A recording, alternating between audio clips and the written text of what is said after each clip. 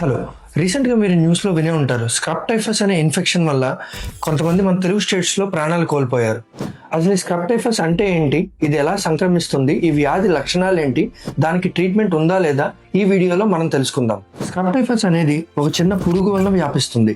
Might లేదా షెగ్గర్ అనే పురుగు కుట్టడం వల్ల ఈ డిసీజ్ అనేది వస్తుంది. ఈ పురుగు ఎక్కువ కొండ ప్రాంతాల్లో నివసిస్తుంది.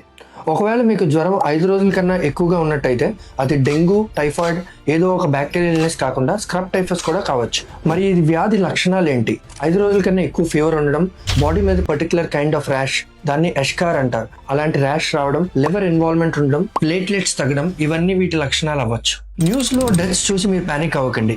ఈ డిసీజ్ ని కరెక్ట్ టెస్ట్ చేసి ఎర్లీగా డిటెక్ట్ చేస్తే, మనం కరెక్ట్ ట్రీట్మెంట్ చేస్తే కాంప్లికేషన్స్ ని అవాయిడ్ చేయొచ్చు. చాలా మంది ఈ ఇన్ఫెక్షన్ ని పెద్ద పాండమిక్ లా భూతద్దంలో చూపిస్తున్నారు, కానీ ఇది హ్యూమన్ టు హ్యూమన్ స్ప్రెడ్ అవ్వదు. కాబట్టి మీ దగ్గరైన వాళ్ళకి ఎవరైనా స్క్రబ్ టైఫస్ వస్తే మీరు పూర్తిగా కేర్ చేయొచ్చు.